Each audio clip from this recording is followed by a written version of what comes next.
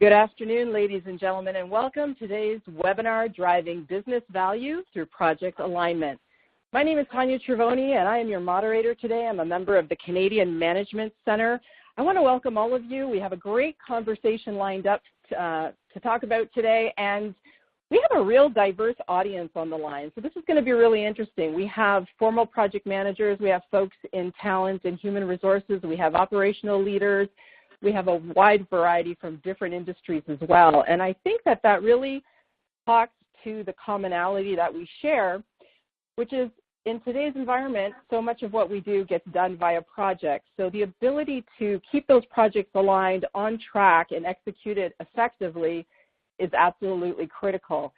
So I'm going to be inviting into the conversation a couple of experts to join us today. But before I do that, I wanted to mention a couple of things. Number one, this session is being recorded, and we do welcome your questions as we go along in the Q&A panel. And I really want all of us to come together today and look for the opportunities, start thinking about how each of us, regardless of where we sit in an organization, what we can do differently to collaborate differently and to work more effectively towards aligning our projects to deliver the value that we need for our organizations. But I don't want to have any more preamble. I'd love to jump right into the content of the conversation and open up the discussion with a question for you, a question that's a little bit in the Jeopardy style for those of you who are familiar with the television show. And here it is. In 1957, Ford was sure they had a hit on their hands when they introduced to the world a radically new and innovative motor car. 3 years after this radically new and innovative motor car was introduced, Ford admitted that it was a strategic failure. So I'd like to ask you, do any of you know what the model, the name of that model car is from 1957? I do recognize not all of us were around in 1957, but you might be familiar with the story. And if you are, this is an opportunity to practice using the Q&A panel. By the way, your responses are only viewable to the presenters today. So go ahead, if you know the answer to this question, enter it in the Q&A panel now. We are not going to unveil the response. We're going to keep you hanging in suspense.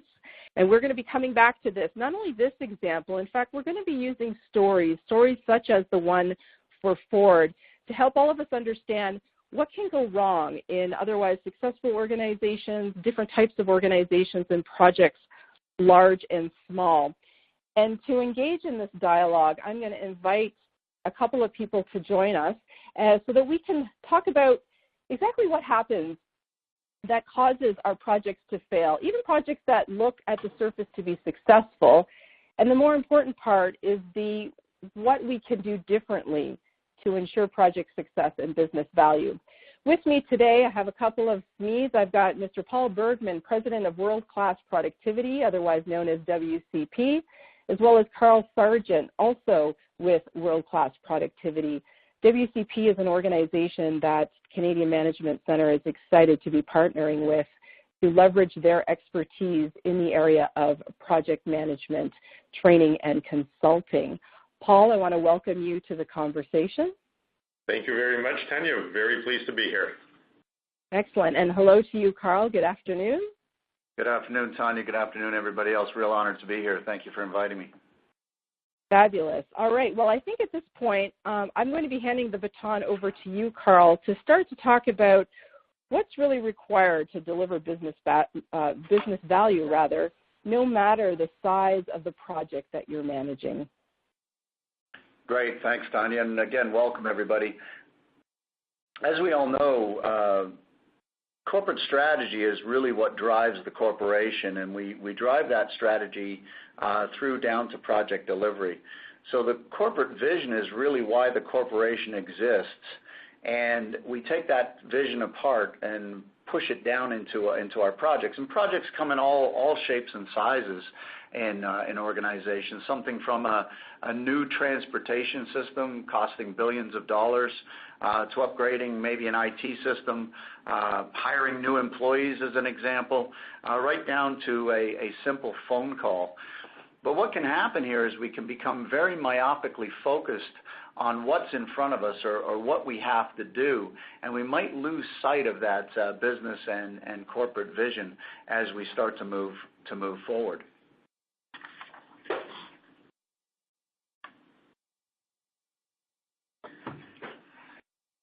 when that happens, we tend to focus on the project itself, so much so that we can sometimes forget why we're doing the project in the first place.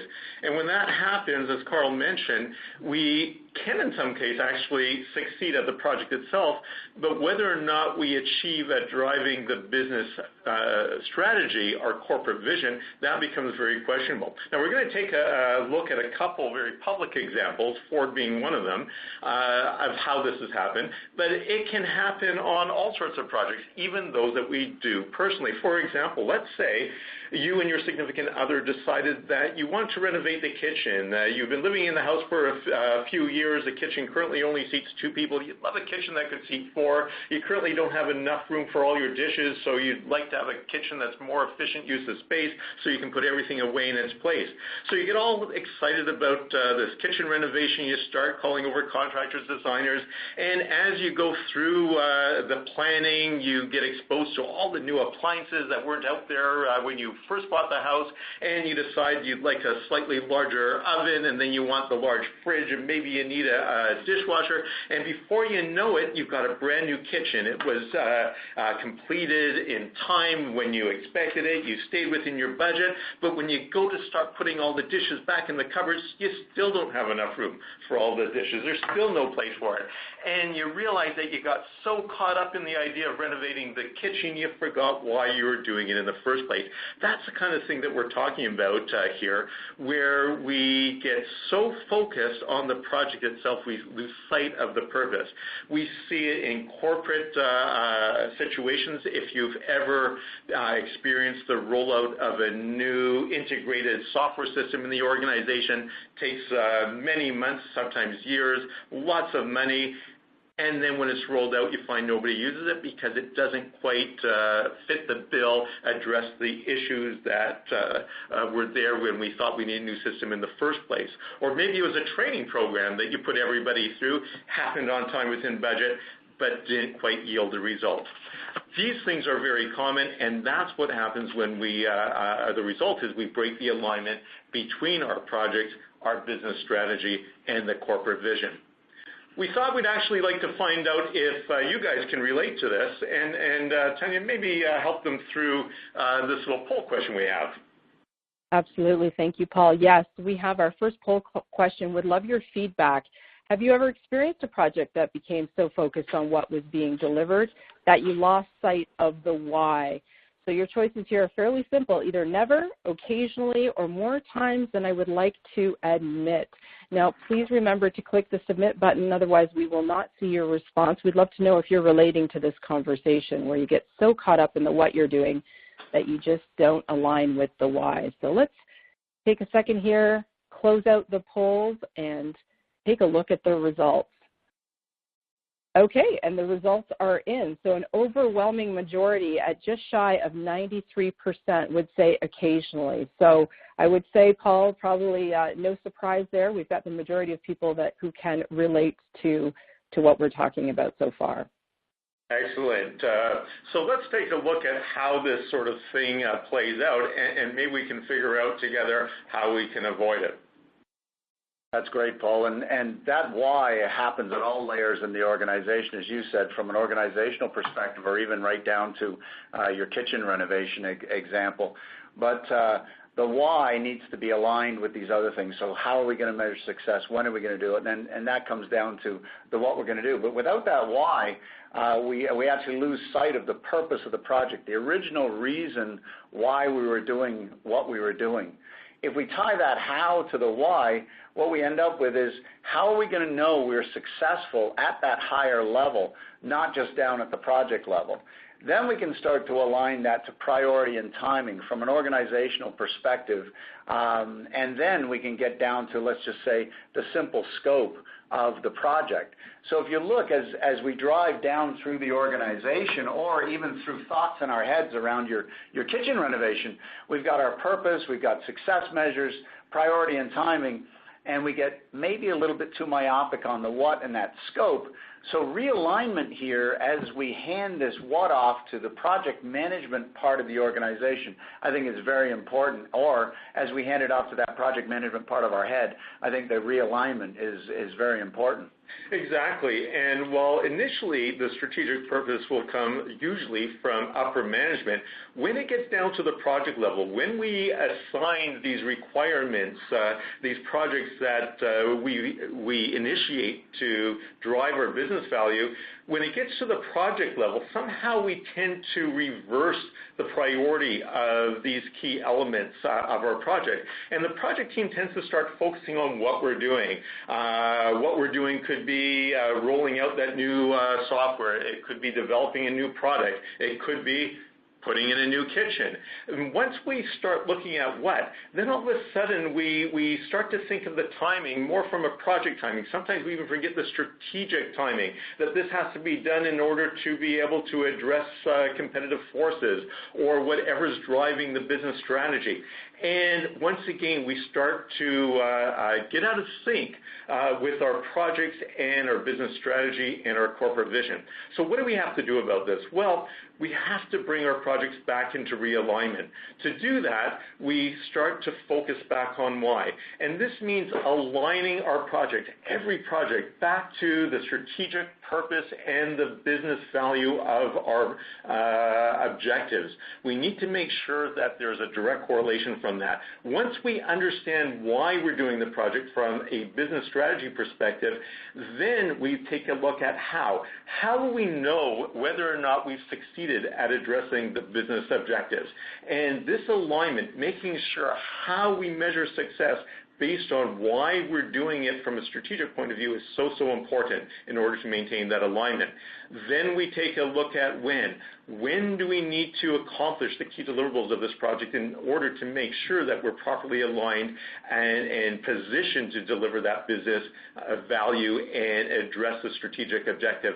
And only once we have the why, the how, the when of the project aligned with the business strategy, should we start looking at what do we need to do in order to drive those three objectives.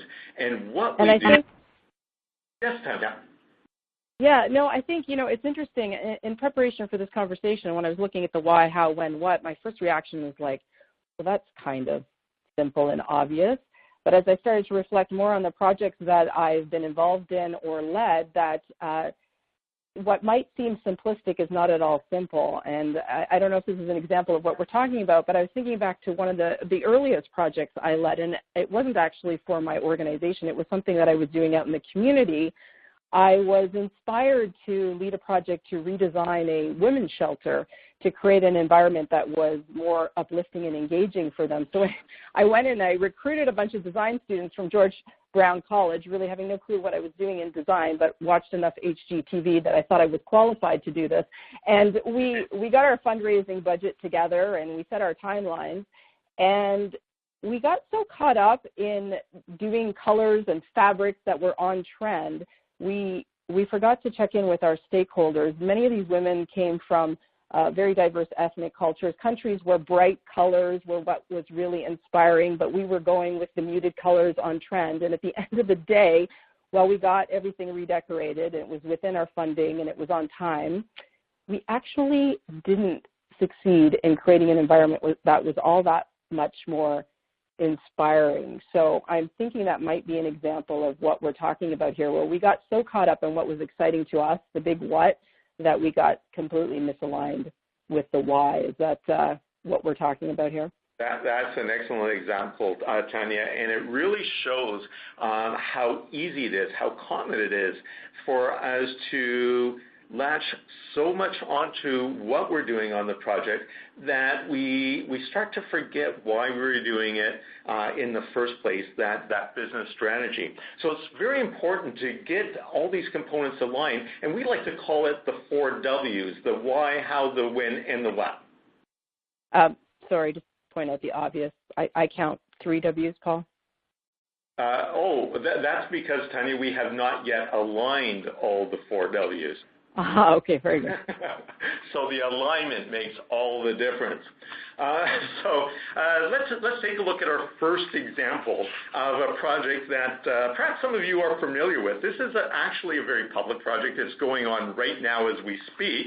It was actually planned back in 2009. It's called the Phoenix Payroll System Project, and the project was designed to replace the federal government's 40-year-old pay system and replace it with something that was more efficient and could work more effectively, taking advantage of the technology that's available today. The original cost estimates for this project were $310 million, and planned in 2009, the system was hoped to come online in 2015.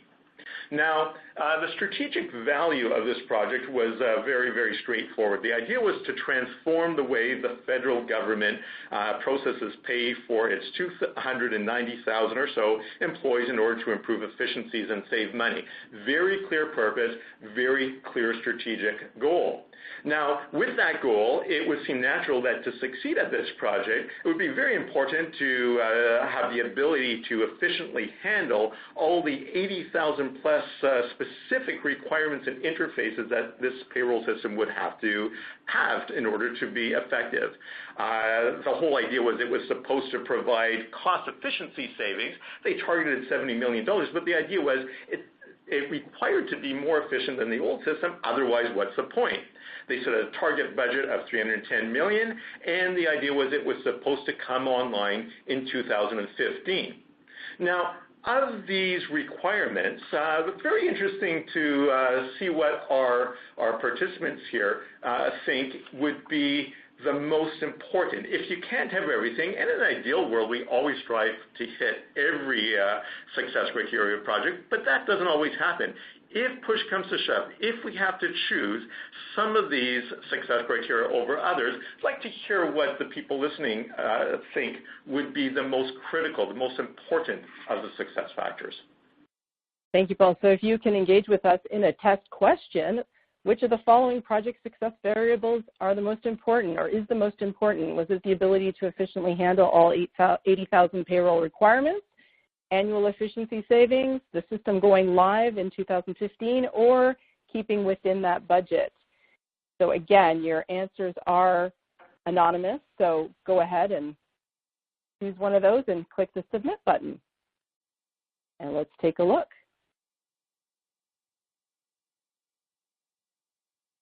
All right, so 94.1% selected option A, ability to efficiently handle all 80,000 payroll requirements.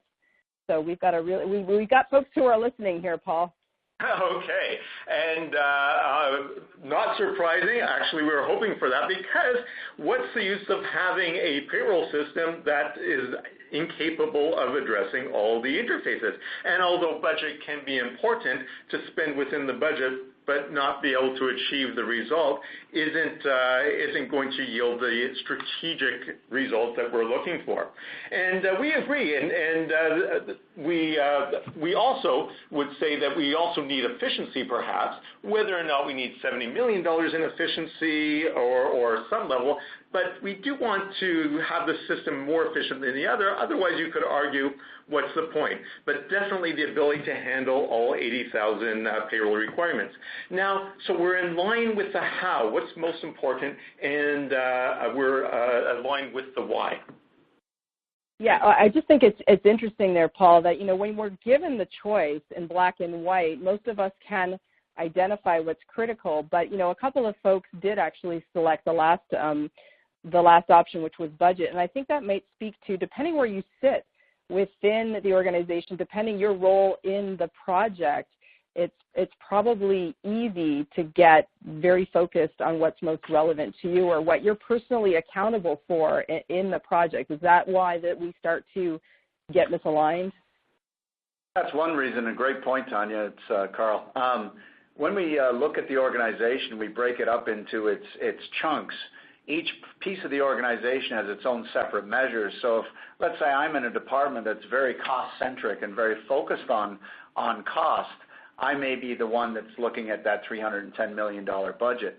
Maybe I'm in operations and I'm very focused on time. I may be the one looking at getting that system online by 2:15. And because that's in my realm of what I do and what I want, I can very quickly lose sight of the fact that we needed 80,000 people's requirements looked after to serve these 300,000 employees. So it can happen very fast. Just to your point, picking your colors out and not applying them back to the ethnicity of the folks in the shelter. It happens to us all, and it happens very easily. So what can we do about this, and how can we maybe make some changes to this? And we're going to look at that as we go forward. Great point, Tanya. Thanks again. Absolutely. Great, thank you. And we're going to see, as Carl mentioned, that the people that chose the budget aren't quite alone. We'll hold that for a second. When we have the why and the how aligned, then it's very natural if we say that the most important aspect of this project is to make sure that we can handle all the unique 80,000 plus unique payroll requirements, then it would seem natural from a timing point of view that when we need to roll out this system is going to emphasize a schedule designed to minimize the risk and allow for a stable transition from the old system to a new. In order to do that, what we do would therefore have to make sure that it allows a piloting and proofing of concept for each required payroll scenario, change management to make sure people understand how to move from the old system to the new. Training might be involved in order to support that, to have the smooth transition. In other words, every component from the what to the when we need it to how we measure success all should be aligned back to the why, which is the strategic value, the focus, the business value of the project itself. But that's not really what happened, as we know, Paul. The Auditor General put a report out which says that some of the executives prioritized certain aspects of this project over others and took out some critical functionality, including security. Our focus became more on the budget of 310 and to be online by 2:15. And this, again, according to the Auditor General's report. So if that happened the way the report says, then our misalignment now is not with the original why. It comes down to now let's just get the Phoenix payroll system put in place. And let's get it put online by 2015. And then the only other measure we've got there is to make sure it's on budget. We've lost sight of that why, and now we're delivering a system that may not be appropriate for all purposes. And I believe it even says that it's going to take until 2020 to complete the system at a cost of another $2.2 billion. So I remember back in the 70s, I still got a lot of music in the 70s kicking around in my head too, a commercial for Fram filters.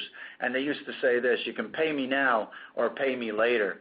So if we were to look at the original why for Phoenix Payroll, pay me now, costing these things out and taking the time that's necessary to align it back to the strategic why, or you can cut some things out and end up paying for it later and have to do a lot of rework. Very expensive to do that.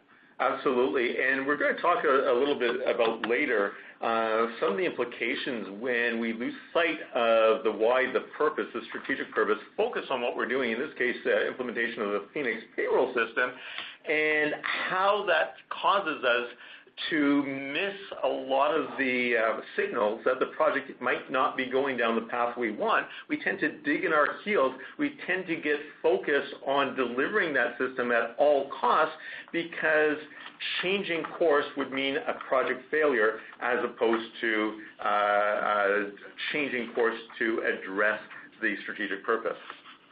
Yeah, and I assume as part of that, when we deconstruct this, because, as I said at the beginning, we've got a real diverse audience on the line, I can start to think about things that each of us could be doing differently when we start to see ourselves go down this path. So again, whether you're the project manager or whether you're a senior executive, we're going to be taking a look at some of those things we can do differently, questions we can ask, et cetera, correct?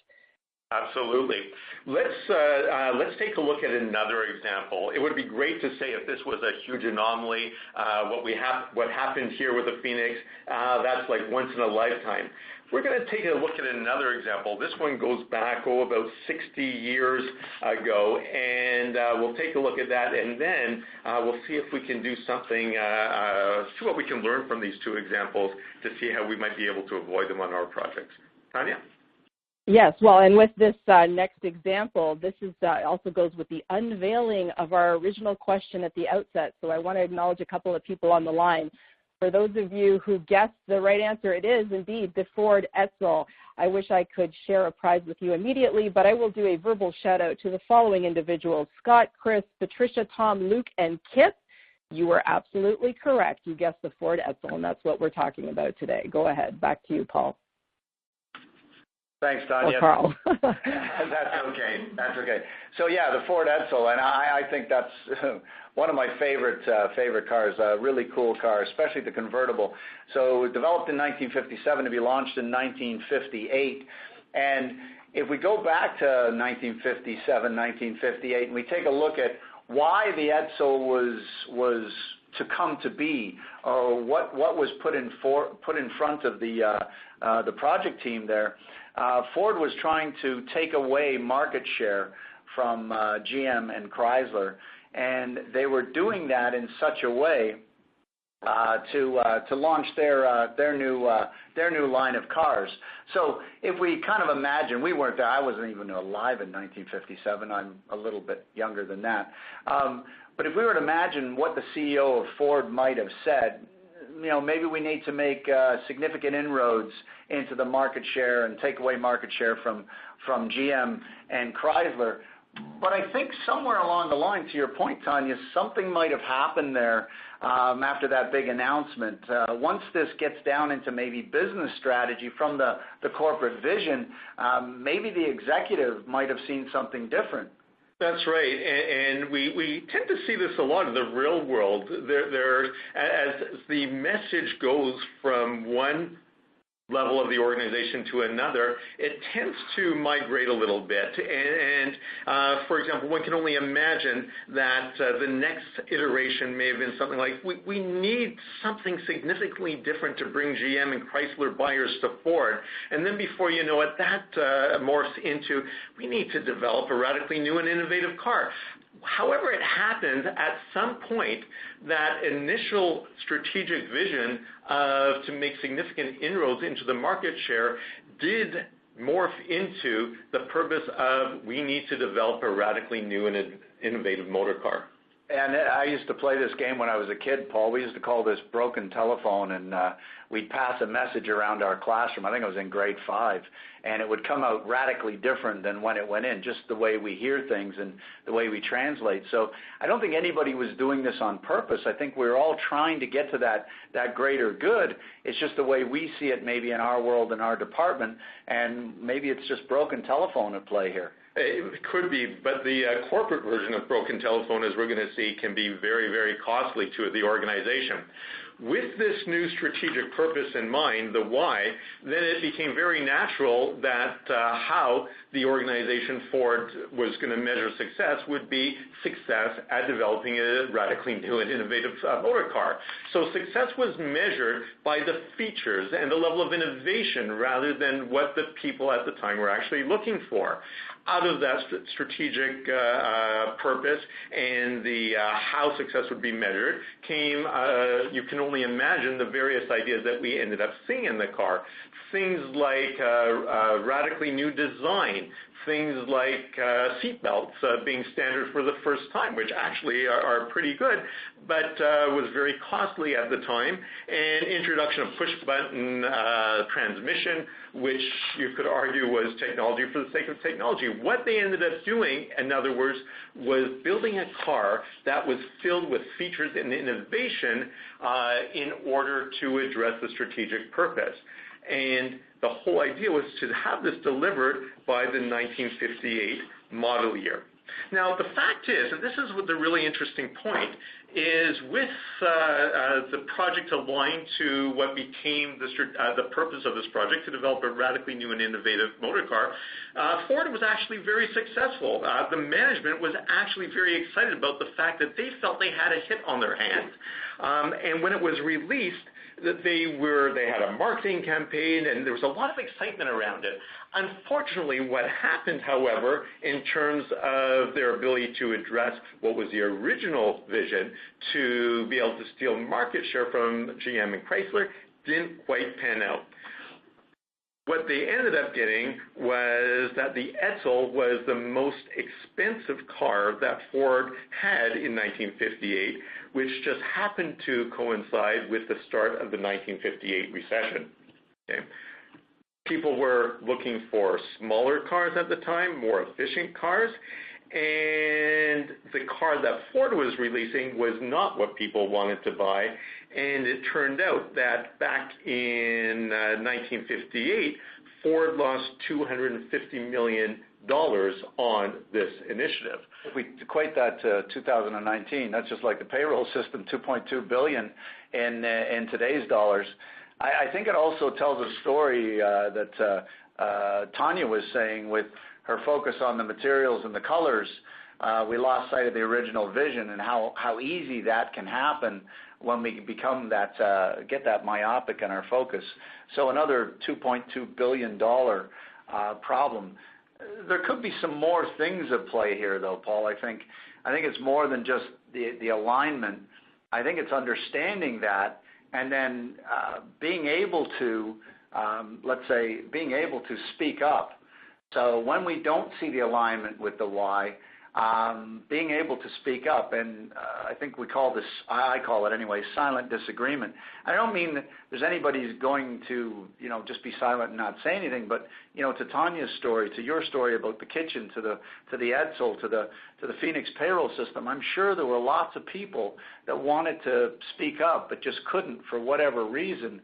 And if they had of in a meaningful way, we might have been able to do that realignment back to that the original vision of the corporation, the strategy. Yeah, I agree. It's very difficult to imagine that everybody involved in the Phoenix payroll system, everybody involved in the Ford Edsel project, did not see that the trajectory that these projects are on were not going to deliver what's required.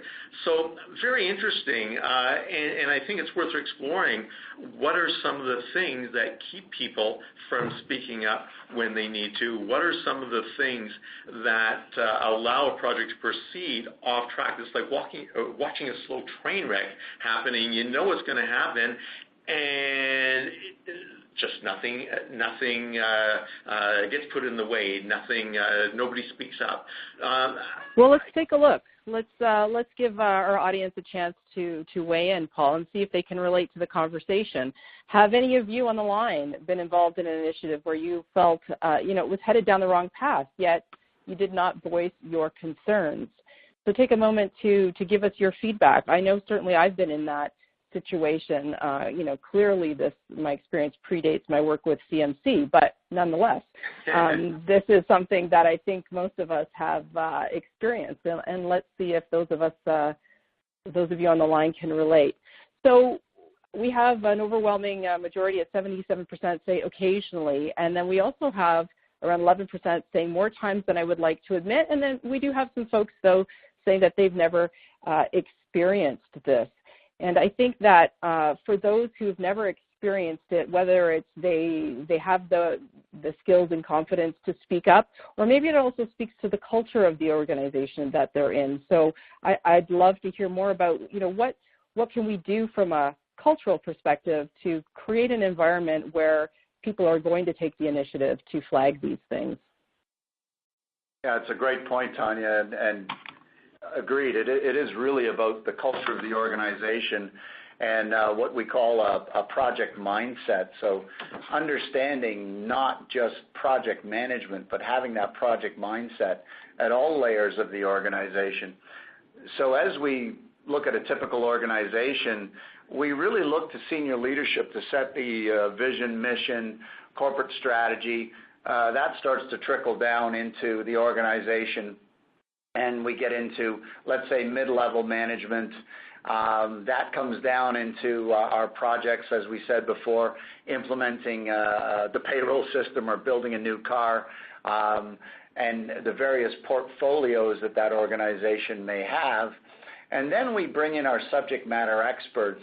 And our subject matter experts, that's the team that creates the action in the organization and generates the value. But as Paul said earlier, if we have these things misaligned, that what gets driven to the subject matter experts in a way that becomes their big why. And now you're focused on, as you said earlier in your project, our budget, making sure we get our budget done, we don't spend over our budget, and we get our timeline. So we basically get focused on budget and time, delivering the scope that we have to deliver to the organization. So if we do start off right, the executives do start off right, delivering the why, the how, the when, and the what, but that becomes wrapped up into, let's say, one really big what, and then at the subject matter expert level, we really have to do a little bit of translation and kind of unbundle that and ask some different questions. And this takes maybe different skill sets than we ever imagined we should all have before. And once again, in a perfect world, we would find that once we initially align our project, the purpose with the project, the strategic value, and we understand how we'll measure success when and when we need to do it strategically. If in a perfect world nothing changed, then you might be able to argue that having the purpose of the project communicate from the top down might be enough. But we don't live in a perfect world. We live in a very complex world, and things change. Technologies that are available to us from a subject matter expertise perspective might change. We need to be able to communicate back up to management that based on the results we're seeing, we're not going to be able to achieve this result. So we need to be able to speak to the upper levels of management to say, okay, given the situation, how should we adjust things to make sure we're still in alignment? Or maybe strategically, the competitive forces might change, the economy might change, maybe political factors change, and our strategic directions of the organization might alter from the start of a project to later. So we need to make sure that to stay in alignment, not just at the start, but to stay in alignment of our strategic visions and what we're doing on the project, we need very effective two-way communication throughout, because ultimately success or failure, not just of the project, but on the delivery of our business strategy, is going to depend on the entire organization from the top right down to the people doing the project. And as Carl mentioned, this is going to require skill sets beyond perhaps what we traditionally think of within each of those layers.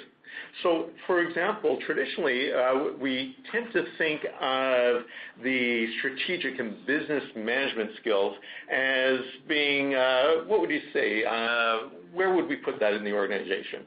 Typically, that's senior managers. Anybody that I've talked to in training programs, they go on. Senior managers usually go on leadership and strategic and business skill training. So major in that, I would say. Exactly, and that makes sense because they're the ones with that big picture perspective.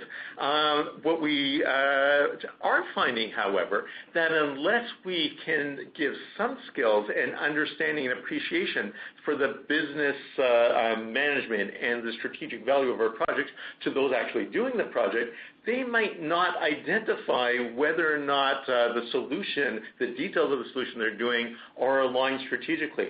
So I think I like the way you put that. If we were to say our senior managers or executives major in business strategy and perhaps leadership, we need to make sure that our project managers and team members may be minor in those areas so that they can appreciate and understand the language of what they're doing in those areas. And I think vice versa too, Paul. That's a good point. If we look at, let's say, the project team, the subject matter experts that are meant to deliver, maybe they major in the technical skills, and then they minor in these other skills. So good point. That's right. So our executives do need to understand a little bit more of the project management to be able to understand the metrics, to be able to understand the tools. Now, interestingly enough, the Project Management Institute in 2015 came to this recognition as well, and they realized that by just giving their project managers and project team members technical knowledge in project management, it was very difficult to keep our projects in line with, properly aligned to the business strategic requirements and the success criteria that will actually not just yield project success, but strategic success in the organization. So they came up with this thing called the talent triangle, and it really encapsulates what people like you and I have been saying for years, that there's a lot more to project success and achieving organizational success than just understanding technical tools of project management. Yeah, that's right, Paul. And the Project Management Institute, being the governing body of project managers, really look at this very closely. And if we look at the point you made on the Edsel, we delivered a project on time, on budget, and we thought we had a real success, but it was a corporate failure because it didn't deliver on the strategic value. Similar with the Phoenix Payroll system, and similar with Tanya's example, and I'm sure there's lots of other examples.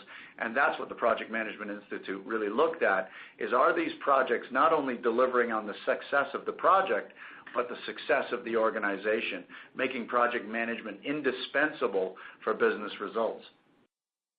So, Carl, if I'm following, and for those of us who may not have seen the talent triangle before, are we saying that essentially, regardless of where you sit in the organization and regardless of whether you're formally a project manager, you need elements of all of these sides of the triangle? And if that is correct, I'm thinking about the Ford example, and I'm thinking about the Phoenix example, and I'm curious, what would you say that senior leaders could have done differently, or what could senior leaders in most organizations do differently to ensure that we're getting that better alignment of the 4 Ws?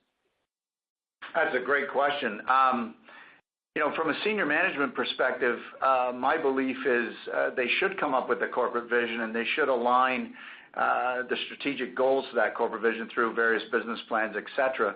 And then don't allow the project managers in the organization to go with their what and their why. Really start to pull that back up to the corporate vision and asking, how is what you're doing going to deliver on these strategic results? Let that team figure out how they're going to deliver on those strategic results, but make sure they well articulate that corporate vision down to the project managers in the organization and the various subject matter experts that are there. That's right. And building on that, it's very important that they make sure that strategic vision is not watered down. It has to be front and focus, and everything we do on the project has to be compared back to, are we still aligned with that strategic vision? So senior managers have to stay engaged throughout the project lifecycle, and when they receive updates on how the project is going, they have to look for more than just, have we spent the budget? Are we going to deliver on time? We have to make sure that what we're delivering on time is going to be aligned and still going to address that original vision that we were looking for. So that takes different metrics, different way of looking at our projects, and our senior managers should need to understand what mechanisms within project will allow that to happen. Yeah, so I'm going to press you on that question. So just to get some really tangible examples for our audience. So we're saying that measuring cost and time is not necessarily going to be the key factors to determining business alignment. So what might be some examples based on your experience? What kind of questions should people be asking? What should they be measuring? Well, let's take, for example, the Phoenix Payroll system. If senior managers would have looked at and asked of the project team, of the 80,000 unique payroll situations that we have to address, how many of those situations have been addressed at this time? how much time did it take us to address those, and how much money have we spent at addressing those? And then how does that compare to what we originally thought it would take? How much time and money to address those number of issues? In that way, we are going to be able to compare the actual value that we've received to the planned value that we would thought we would get within that time frame, and we can start to look at trends. And those trends may just have been enough to be able to see earlier on that this project, the Phoenix Payroll project, is not on a trajectory that is even close to being able to deliver what we need within that time frame allotted and for that $350 million original budget. And simply Go ahead, speaking, Carl. also, Tanya, if we look at the Ford example, the executives may just have asked, how is this Edsel going to take market share away from GM and Chrysler? Which might have shifted the thinking of the project team towards that and caused them to go and ask the questions. In your example, a leader of that project might have asked, how are these colors going to reflect the ethnicity of the individuals that are staying in the shelter and bring them that joy that they were looking for? That may have just shifted the thinking on the team to allow that alignment. So just some simple questions can be asked. That's really helpful, and I'm just going to take this opportunity to encourage any of you on the line. This is a great time. If you have questions as you're listening to this, as you're thinking about your organization and your senior managers and your executives, as you're dealing with challenges, this is the time to leverage our SMEs in the room. They've got the answer. If you've got the question, enter it now in the Q&A panel. For our friends in human resources, talent development, they may be listening to this conversation and thinking, how do I help prepare, or how do I create that project mindset at this level of the organization? What can organizations be doing to help their senior team ask these kinds of questions? It's a very good question, and we have to provide at all levels of the organization, we have to equip our people with the tools, the confidence to be able to address the challenges that managing projects actually present to us. So for our senior executives, for example, they need to be able to understand the language of project management, how to interpret project metrics that go beyond just how we spent our budget, are we going to deliver something on time. So if our talent management people can help work with our executives to give them not the very detailed knowledge of project management, but how to effectively sponsor a project, how to stay engaged throughout the life of the project. The kind of questions that they might want to ask of our project team to get a strong sense that things are going well. Yeah, good points, Paul. I think also it's really taking a long-term view, especially from a talent management perspective. We don't grow people overnight. It's like the story of growing bamboo. The farmer in the field watering the bamboo year after year after year over five years, and then all of a sudden in 90 days we've got so many feet of bamboo just shooting out of the ground. We look at those things and we say, hey, that's an overnight success, but it took a lot of care and nurturing. So I go back to the talent management folks, the human resource folks on the line. I think it might be adjusting the measures and the way they measure success, looking at wins in the project. So for instance, taking some people that have the various different training, looking at a project, what went differently on this project? How was it managed differently? What was that win? What was the loss? And then measuring that against the cost of, let's say, the classes. So now I can show a return on my investment, a return on value of the training, and I know I'm on the right track, instead of just looking at what the cost of the class is and the cost of the employee out of the organization, if that's what I'm measuring, and measure the success of the project and what's coming back to the organization from a value perspective.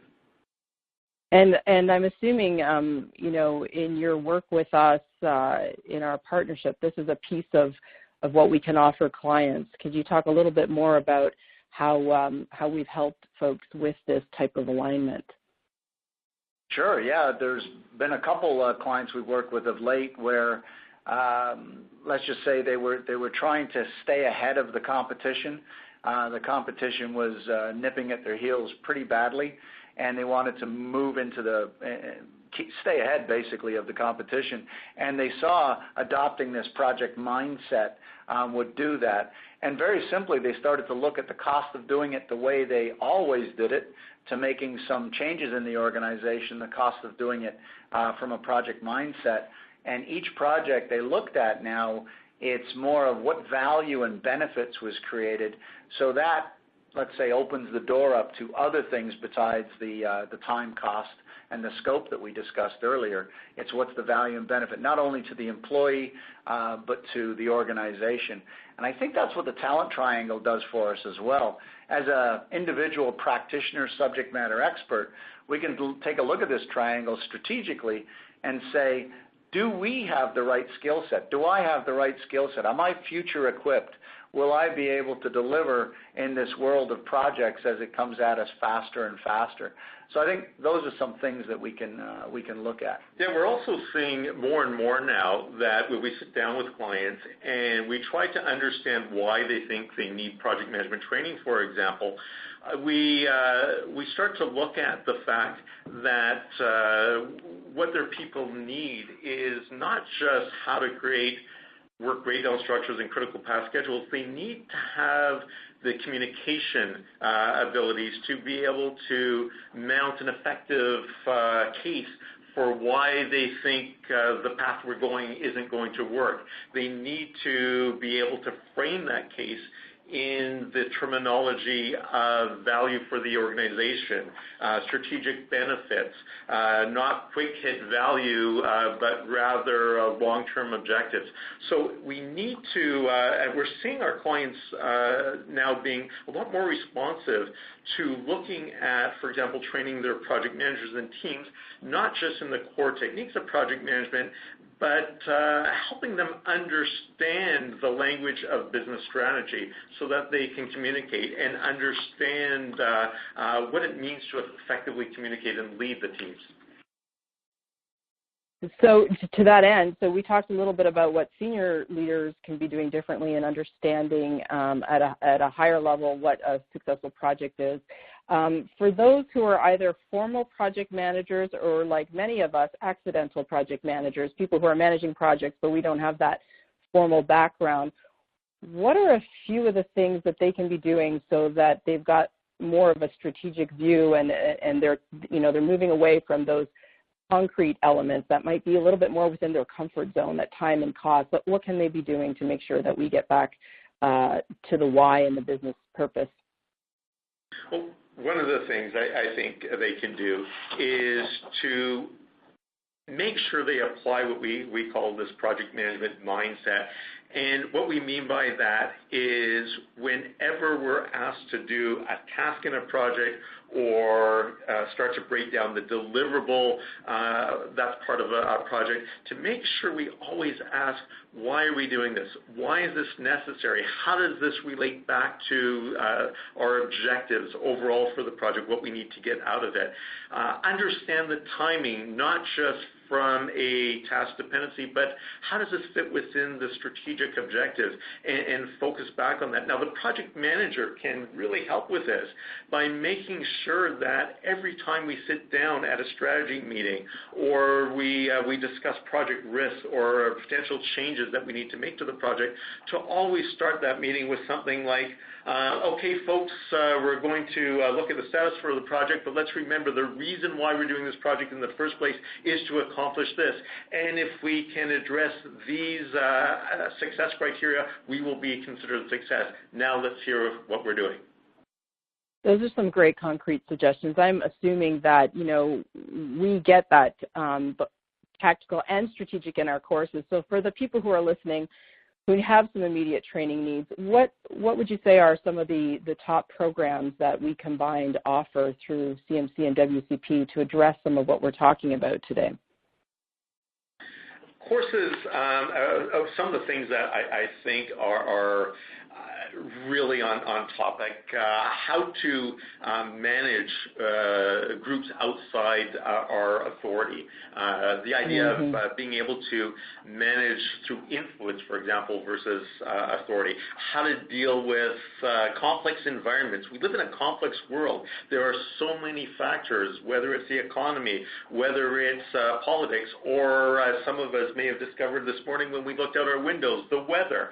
How do we react to this complex environment? How does it affect our project? And how can we make sure we always have a plan B and make sure that whatever we do, we're once again not moving away from our project alignment, but keeping everything properly aligned?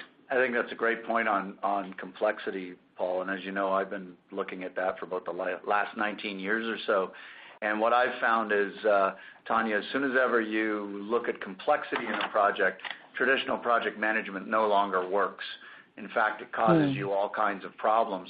And I think as we move forward in this world that we're moving into with all the changes that are coming up and the mechanization and the internet and access to information is just going to continue to flood us, I think our projects are going to be becoming more and more complex. So it's really relying on the understanding of project management and honing those leadership and business skills to make us better at managing our projects. And thank you. And speaking of complexity, there's obviously a lot to say on this topic, and I'm just looking at the clock here, and I'm wondering, for the benefit of our listeners, whether we skip ahead to some key takeaways and then see if we have any questions that we can answer. Excellent. So, kind of in summary here, it's okay to say that the vision comes down from the top, gets converted to business strategy, but as we've seen, if we go through and deliver just the what to the organization, we can lose sight very quickly. So it's the skill sets that are necessary to create that communication path back up to the top, and that project being aligned with the overall corporate vision as well as the independent business visions inside the organization. So a couple key things here. Yeah, it's a perspective of keeping the focus on our business strategy rather than being very myopic on the project, and adopting that project management mindset, making sure that everything's aligned, and making sure that we get the results and that all levels of the organization see that they're part of this. It's not just up to the project manager or team to deliver on the business and strategic value.